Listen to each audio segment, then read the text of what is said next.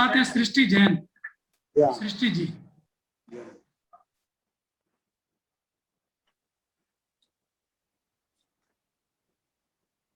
Hello. Hello sir, नमस्ते sir.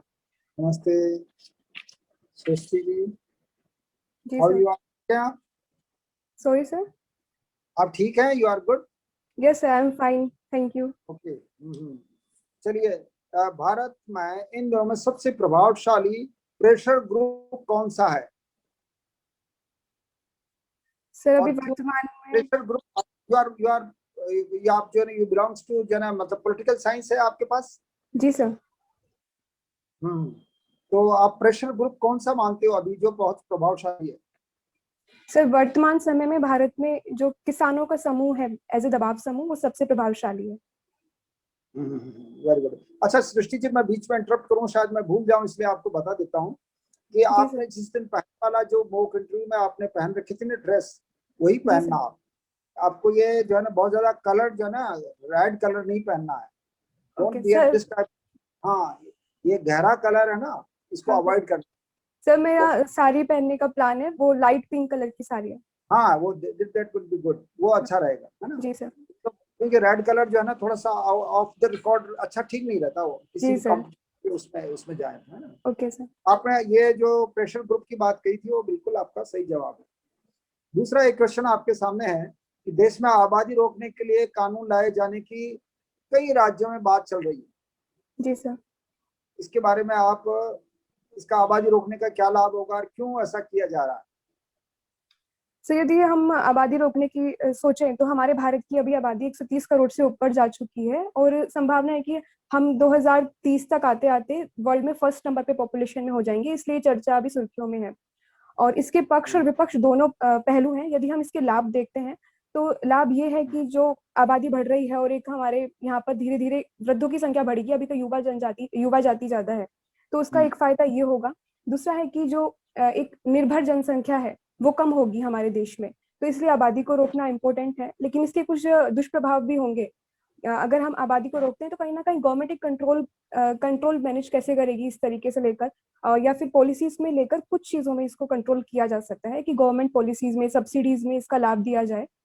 Overall इसको पूरे देश में जैसे चाइना ने लागू कर रखा है वैसे लागू नहीं करना चाहिए। गुड।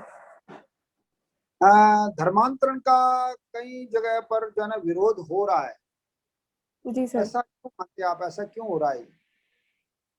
सर अभी वर्तमान में जो न्यूज चल रही है वो यूपी की न्यूज चल रही है, जहां पर एक इस्लामी एनजीओ है, उन्होंने दिव्यांग बच्चों और महिलाओं का बड़ी संख्या में धर्मांतरण करवाया है।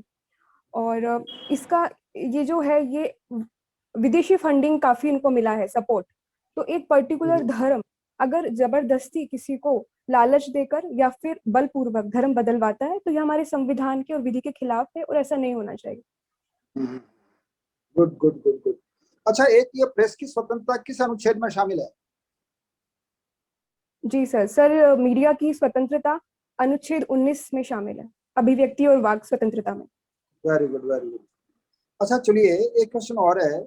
चुनावों के दौरान ए व्यक्ति के नॉमिनेशन की शिकायत आपके पास जो आ रहे, मतलब यूं कह सकते हैं इलेक्शन ऑफिसर है आपका, नॉमिनेशन आपके पास लेके आ रहे हैं, रिटर्निंग ऑफिसर कह सकते हैं, या आप जो है ना जिला मजिस्ट्रेट है के लिए, और आपके पास जो है ना लोग नॉमिनेशन भर के अपने ला रहे हैं, और एक व्यक्ति या ए व्यक्ति आपके पास नॉमिनेशन आपके पेपर्स दे के चला गया, देन जो है सेकंड पर्सन बी पर्सन आया और वो कहता कि ए पर्सन इज मेड, वो पागल है, तो उसको हाउ यू विल जो है कंफर्म कि ये पागल है, क्या करेंगे उसके लिए आप? सर यदि दूसरा व्यक्ति ये शिकायत करता है, क्योंकि पहला व्यक्ति नॉमिनेशन करके चला गया है, तो अगर मैंने उसको खुद ने ही उसका नॉमिनेशन लिया है तो एक ऊपर की जानकारी तो मुझे लगी जाएगी उस वक्त। और अगर फिर भी वो व्यक्ति शिकायत करता है तो मैं उसको कहूंगी कि आप लिखकर हलफनामा दें, लिख कर दें, उसके बाद में आप खुद इसके प्रति सबूत लाएं। अगर फिर भी हमें लगता है ऐसा कुछ ज्यादा शिकायत होती है तो जांच बिठाएंगे, वरना पहले उनको ही बोलेंगे कि आप लिख कर दें हमें शिकायत। हाँ, उसमें ये आपके सारे क्वेश्चन सही जवाब है, इसलिए मैं इसका भी जवाब बता देता हूँ कि वो एक सक्षम न्यायालय का उसको प्रमाण पत्र देना पड़ेगा कि ये मैड है या उसका, अदरवाइज आप यू विल नॉट उसको किसी हालत में रिजेक्ट नहीं कर सकते। जी सर। अच्छा, एक क्वेश्चन और है, अमेरिका में नागरिकता की क्या प्रावधान है? सर अमेरिका में एक तो जन्म से कोई भी व्यक्ति नागरिक हो सकता है, और अगर कोई वैसे नागरिकता धारण करता है रजिस्ट्रेशन के द्वारा, तो इस प्रकार से नागरिकता ले सकता है। एक तो नहीं, जन्म वो से। आपके पॉलिटिकल साइंस के क्वेश्चन के नहीं, आई am asking question for the political science के इस पॉइंट ऑफ से पूछ रहा हूं मैं कि वहाँ किस तरह की नागरिकता है। ओके सर, सॉरी सर, मैं समझ गई। जी सर, दोहरी नागरिकता है वहां पर। एक तो केंद्र की नागरिकता है और राज्यों की अपनी अलग नागरिकता है। वेरी गुड, वही चाहिए, वही चाहिए। एक किस अनुच्छेद द्वारा उत्तरांचल, हिमाचल आदि पहाड़ी इलाकों में भूमि जन दूसरा जन स्टेट का व्यक्ति नहीं खरीद सकता, क्या प्रावधान है वो? सर ये भाग 19 में अनुच्छेद 371 के तहत ये प्रावधान है। Good good good good. अच्छा, एक और है क्वेश्चन, फिट्स इंडिया एक्ट में क्या खास बदलाव आया जिसकी वजह से जो है वो दूसरा एक्ट लाना पड़ा रेगुलेटिंग एक्ट के बाद में? सॉरी सर, मैं समझ नहीं पाई क्वेश्चन को, आप एक बार रिपीट कर दें। I am asking this thing कि fits India act regulating act के जी बाद सर। में फिट्स इंडिया एक्ट लाने की क्या जरूरत हुई और उसमें क्या बदलाव आया खास जो है ना, उसकी वजह से वो बहुत इंपॉर्टेंट हो गया? जी सर, सर इसमें पहली चीज तो जो बोर्ड ऑफ कंट्रोल बनाया गया था, तो उसी को दोनों मामले जो थे, व्यापारिक और राजनीतिक मामले, दोनों उसी के अंडर में डाले गए थे। तो जो पिट्स इंडिया एक्ट जो लाया गया बाद में, उसमें बोर्ड ऑफ कंट्रोल के साथ में बोर्ड ऑफ डायरेक्टर्स भी बनाया गया, जिनको व्यापारिक मामले दिए गए और बोर्ड ऑफ कंट्रोल को राजनीतिक मामले हस्तांतरित किए गए। जी सर, सर मेन जो प्रॉब्लम थी वो यही थी। नहीं, वो आप उसको पिन पॉइंट नहीं कर पाए, मैं इसका जवाब भी बता देता हूँ। गवर्नर जनरल को उसमें बहुत सारा पावरफुल बना दिया गया, उसको मुंबई और मद्रास के जो है गवर्नर्स पर जो है उसको प्रभाव, उसका जो है ना अधिकार क्षेत्र में डाल दिए वो लोग। दूसरा, उसके जो है ना कमेटी के मेंबर जो 4 थे वो 3 कर दिए, और शायद उसको थोड़ा वीटो का टाइप का अधिकार दिया गया जिससे कि वो अपने निर्णयों की क्रियान्वित कर सके। जी सर। तो जना Srishti ji, I wish for the best. आपको काफी अच्छा नॉलेज है और आपका पहले का भी बहुत अच्छा था इंटरव्यू, एंड अभी मैंने जो है ना आपके मैंने जो क्वेश्चन बनाए थे वो काफी रिलेवेंसी वाले क्वेश्चन है वैसे तो ये, तो मुझे लगता है कि आई विश फॉर द बेस्ट। आप अच्छा ही होगा, आपके साथ बहुत अच्छा जो है पोर्टफोलियो आपको मिलने की संभावना हमें मुझे लगती है। आई wish for the best, wish you best of luck. आप क्लोथिंग का जो है ना वो सिलेक्शन अच्छा करना, ताकि जो है ना आपका जी sir. I wish for the best, wish you best of luck जी again. Sir, thank you sir. जी सृष्टि जी, नमस्ते सर। नमस्कार। ये कोरोना का चौथा कवच, ये किसको कहा गया? सर अभी कल भारतीय संदर्भ में कल अभी मॉडर्ना वैक्सीन को आपातकालीन मंजूरी मिली है DCGI के द्वारा, उसी को कोरोना का चौथा कवच कहा जा रहा है। ओके, ये मैसेंजर RNA कुछ लिखा है, ये क्या होता है? सर जो ये कोरोना की मॉडर्ना वैक्सीन है अमेरिका की, ये mRNA तकनीक पर विकसित की गई है, इसलिए इसको मैसेंजर RNA। सर इसमें जो वैक्सीन निर्माण करने के लिए वायरस के RNA का इस्तेमाल किया जाता है। तो RNA जब बॉडी में जाता है तो वो उसके अकॉर्डिंग प्रोटीन को डेवलप कर लेती है बॉडी, एंटीबॉडीज उसी के अकॉर्डिंग प्रोटीन्स डेवलप हो जाते हैं, जो कि कोरोना के जब वायरस अटैक करता है तो उसको लड़ने में सक्षम कर देती है। इसको सबसे ज्यादा प्रभाव वाली वैक्सीन कहा जाता है। जी सर। क्या कारण है? सर इसका एक कारण है कि इसकी फर्स्ट डोज के लगने के 14 दिन के भीतर ही 94.1% इसकी एफिकेसी रेट देखने को मिलती है। और इसको अनुमति कौन देता है? Sir in India. कौन सी बॉडी अनुमति देती है? सर भारत में तो DCGI ने अनुमति दी है। DCGI क्या है ये? सर ये drug controller general of India है, भारत की एक बॉडी है जो कि जो भी दवा होती है, वैक्सीन होती है, इन सबको नियामकीय संस्था है, इनको यहीं से अनुमति मिलती है। पहले कौन से टीके हैं? 3 टीके पहले वाले। सर पहला तो कोविशील्ड है, फिर कोवैक्सीन, उसके बाद रशिया का स्पुतनिक V, और अभी चौथा ही मॉडर्ना। क्या डिफरेंस, वो तीन एक तरफ है और ये अकेला एक तरफ है, एक अंतर ऐसा बनाता है इनको, वो कौन सा अंतर है? सर वो तीनों वैक्सीन हमारे देश में उत्पादित की जा रही हैं, और जो ये मॉडर्ना वैक्सीन है अंतर्राष्ट्रीय स्तर की वैक्सीन है, जिसे हम आयात करके उपयोग में लेंगे। अ, ये आयात और वितरण की अनुमति किस कंपनी को दी गई है इसके लिए? जी सर, इसको सिप्ला कंपनी को दी गई है। कहाँ है मुख्यालय सिप्ला का? सर मुझे इसकी जानकारी नहीं है, आई एम सॉरी। इनके हेड कौन है ये भी आपको जानकारी में? सिप्ला के हेड कौन है? Sorry sir. इसका ब्रिज ट्रायल किए बिना ही अनुमति दी जा रही है, जी सर। इसका क्या मतलब है? सर ब्रिज ट्रायल एक ऐसा ट्रायल होता है जिसमें लगभग 1000 लोगों पर इसका ट्रायल किया जाता है, और ब्रिज ट्रायल डीसीजीआई ने उन देशों को, उन वैक्सीन को दिया है जिन्हें यूएसए, ब्रिटेन, ईयू और जापान के यहाँ पर अनुमति मिल चुकी है, WHO की अनुमति मिल चुकी है, उनको ब्रिज ट्रायल से छूट मिली है। ओके, तो आपको नहीं लगता कि एक टीका जो उस माइनस टेम्परेचर में यूजफुल था, या भारत जैसे गर्म देश में यूजफुल होगा? जी सर। सर इसको अभी धीरे धीरे रिसर्च डेवलपमेंट में सामने आया है कि इसको 2 से 8 डिग्री सेल्सियस पर भी रख सकते हैं, इसलिए वो परेशानी नहीं देखने को मिलेगी। ओके, कुछ मिक्सिंग करके भी, एंटी कॉकटेल करके भी इनका यूज किया जाता है, वो क्या बताया जाता है? सर कॉकटेल वैक्सीन ऐसी वैक्सीन है जिसमें 2 अलग प्रकार की वैक्सीन की एक एक डोज ली जाती है और फिर उसका प्रभाव जांचा जाता है। ठीक है, थोड़ा मुद्दा चेंज करते हैं। देखिए, ये जो एक ट्विटर, दिल्ली में ट्विटर पर पॉक्सो मामला बना है, ये क्या है?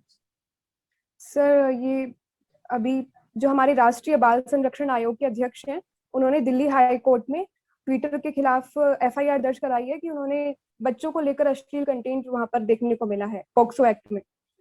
क्या है पॉक्सो एक्ट, क्या है? तो ये बच्चों की जो यौन अपराधों से संरक्षण के लिए अधिनियम है 2013 का, और जो बच्चों के संबंधी जो भी इसमें अपराध किए जाते हैं उसमें सजा और जो भी कुछ प्रावधान है वो इस एक्ट में दिए गए। मेरा अंतिम प्रश्न है सृष्टि जी, कि जी सर। अगर किसी भाषा को अनुसूची 8 में डाल दिया जाए, जी सर। शेड्यूल में डाल दिया जाए, जैसा कि अभी एक भाषा के लिए मांग हो रही है, उसको शेड्यूल 8 में डाला जाए, आप बता पाएंगे कौन सी भाषा है? तुलु भाषा की मांग हो रही है। राइट, तो अगर तुलु भाषा को शेड्यूल 8 में डाल दिया जाए तो क्या उसको उसके लाभ होंगे?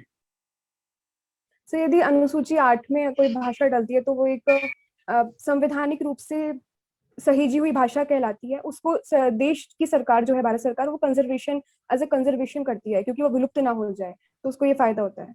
और सर अभी मुझे यही इसका लाभ याद आ रहा है। बहुत अच्छा सृष्टि जी, लगभग आपने सारे उत्तर बहुत अच्छे दिए हैं। बस एक भाषा वाले में आपने कुछ पॉइंट कम बताए, वो मैं आपको बता देता हूँ।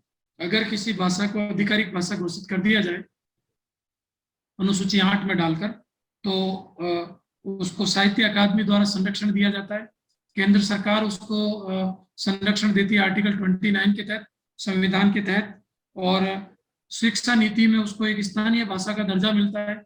जैसा कि आप देख रहे हैं, शिक्षा नीति में प्राथमिक शिक्षा स्थानीय भाषा में दी जाएगी, तो राजस्थान में स्थानीय भाषा में नहीं दी जा सकती क्योंकि इसको 8वीं अनुसूची में नहीं लिया गया है। तो स्थानीय भाषा का दर्जा मिल जाएगा, और एक भाषाई अल्पसंख्यक के तौर पर इस भाषा को प्रमोट करने का प्रयास भारत सरकार करेगी। ये 4 फायदे मोटे तौर पर आधिकारिक भाषाओं को प्राप्त होते हैं। जी सर। बाकी ओवरऑल आपका अच्छा है, अच्छे आंसर दिए, ऑल द बेस्ट, शुभकामनाएं। Thank you sir. जी राजेश सर। जी सृष्टि जी, नमस्ते सर। नमस्ते। अच्छा, मुझे ये बताइए, राजस्थान में सबसे ज्यादा बहुराष्ट्रीय कंपनियां कहाँ पर है? सबसे ज्यादा, जी सर, भिवाड़ी निमराना अलवर क्षेत्र में है।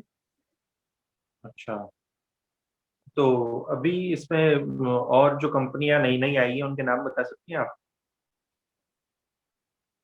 सर अभी वर्तमान में एक फ्रांस की Saint Gobain glass India company है भिवाड़ी टपुकड़ा में। इसके अतिरिक्त फोर्ड कार की कंपनी भी है भिवाड़ी में ही, और सर लापार्ड सीमेंट का कारखाना भी निमराना में स्थापित किया गया है। बाकी जो मित्सुबिशी है, निप्पन, निस्सिन, ये जो एसी वाली कंपनीज हैं मैन्युफैक्चरिंग करती हैं वो वहां पर है ही पहले से। अच्छा, तो ये तीसरा जो औद्योगिक पार्क है, ये नीमराणा में कब स्थापित किया गया था? सर जो एक्सपोर्ट प्रमोशन इंडस्ट्रियल पार्क है जी जी, सर, मुझे इसका एग्जैक्ट ईयर नहीं पता। ये ध्यान रखिएगा, 2004 में इसका शिलान्यास किया। अच्छा, जो भारतीय मुद्रा है उसके संदर्भ में अलवर जिले को कैसे जोड़ के जा सकता है?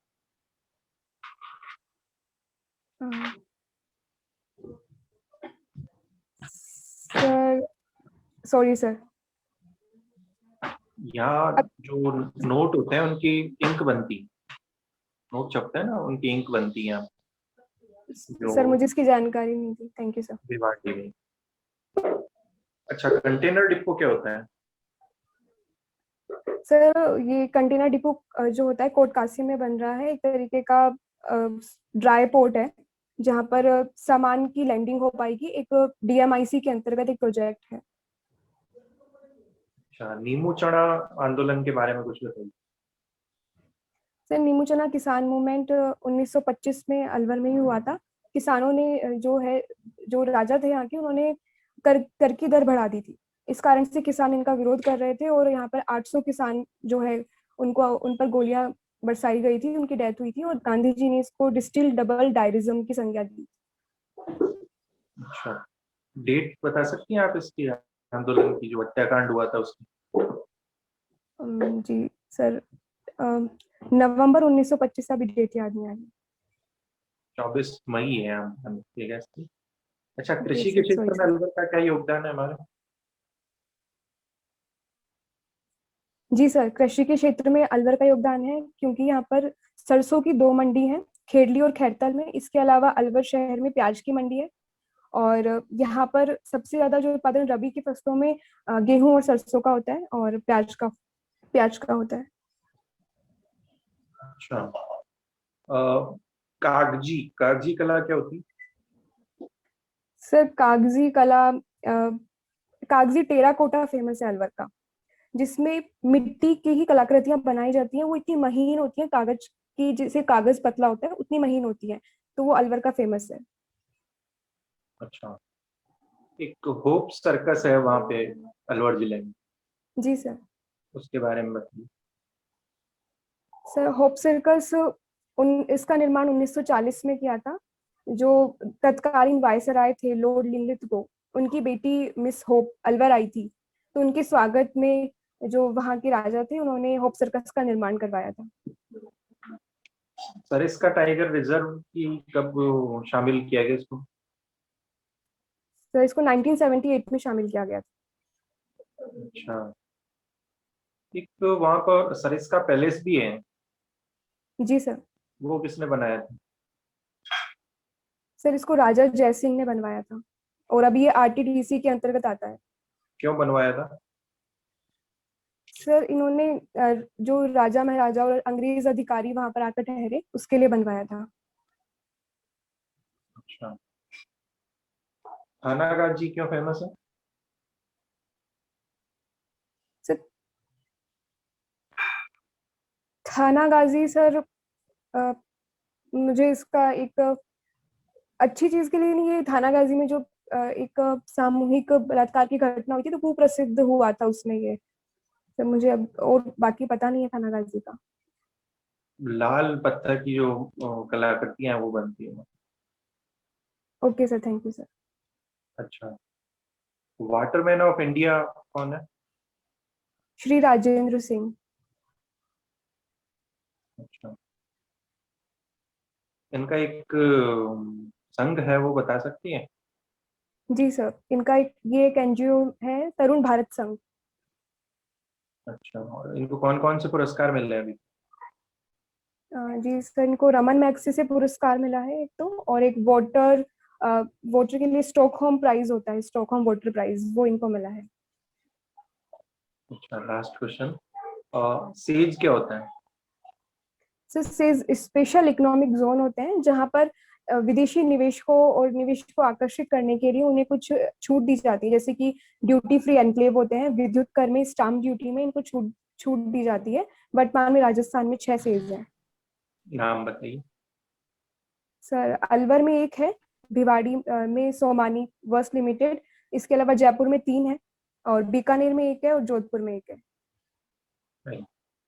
तो सृष्टि जी, काफी अच्छी जानकारियां हैं आपको, और पिछले जो मॉक्स हैं उससे कुछ अलग पूछने का प्रयास किया है मैंने आपको।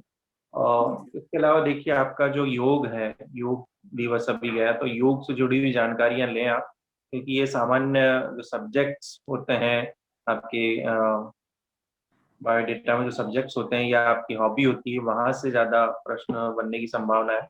आपने नेट पॉलिटिकल साइंस में किया है तो आप मान के चलिए करंट इश्यूज पे ज्यादा प्रश्न होंगे, उस पे ज्यादा फोकस करें। बाकी अलवर पे आपकी अच्छी है जानकारी। जैसे अभी सर ने आपसे पॉलिटी के बारे में और करंट इश्यूज के बारे में पूछा, और योग से जुड़ी हुई जानकारियां आप सारी रखें। योग और योगा में क्या अंतर होता है, मैंने आपको पिछले मॉक में पूछा था शायद। जी नहीं और सर, इससे आपने ये नहीं पूछा था। नहीं पूछा था? जी नहीं सर। तो भी आप उत्तर तैयार रखें। योग और योगा वाइड सर होता है, तो आप बता दें योग और योगा में क्या अंतर होता है। देखिए योग कई प्रकार के होते हैं। हठ योग, भक्ति योग, ठीक है, और कर्म योग, इस प्रकार के, ठीक है। और योग है वो एक सिर्फ क्या बोल सकते हैं, व्यायाम के रूप में भी देख सकते हैं, ठीक है, व्यायाम, और एक वो बाकी जो अलग अलग इसकी शाखाएं हैं, ठीक है। तो पतंजलि का जो योग है वो सिर्फ शरीर को साधने के लिए है, बाकी कई प्रकार की योग। ये सिंपल सा आंसर है। बाकी और आप डिटेल में इसका उत्तर आप तैयार रखें। शुभकामनाएं। जी सर, थैंक यू सर। जी गौतम सर,